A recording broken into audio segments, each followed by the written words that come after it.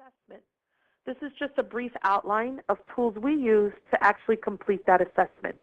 It's understanding the company and how it's structured and what the portfolio is today, looking at the competencies and capabilities, and then looking outside at your customers or your end users, understanding what their needs are, coming up with a very short prioritized needs list, looking at the competitive situation.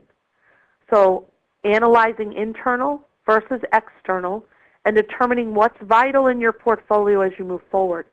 And this again gets to the level of maturity. What type of open innovation efforts do you need? Can you deliver the options in your portfolio by focusing on technology scouting and working with suppliers to innovate your current portfolio? Or do you need to start to create co-development or business opportunities with single partners or multiple partners? There are some companies out there now that truly believe they need to move to what we call the fourth tier of maturity, which we'll talk about in more depth, but where they actually create an ecosystem. That in order to get the options in their portfolio, both internal and external, they need help from multiple partners. They need to create an ecosystem that allows them to thrive and a win-win for all partners involved. But realize that as you focus on excelling in your area of open innovation, it's about choices. It's about making portfolio choices.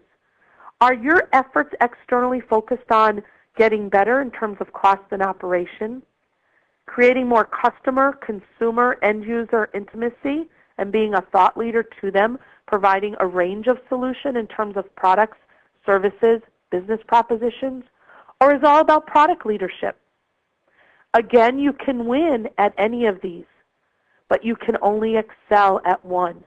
So what are the ones that you are going to be parity and compete versus the competition, but what is the one that's going to differentiate you for tomorrow?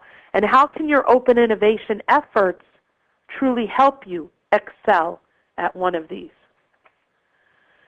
So when we think about it, we're saying there's choices. It all starts from your strategy. And it gets back to this dynamic decision making. And what we tell you as you advance your maturity, we encourage that you really start to look at decision making, not just internal by itself or external, but start to prioritize and select the projects that will give you the value we've been talking about. Put some criteria in place that allows you to choose the right project, regardless if it's internal or external. Look at those existing projects and determine, these are ones we need to accelerate in order to excel. These are the ones we need to kill or deprioritize. That allows you then to effectively reallocate your resources. And what you'll start to see is that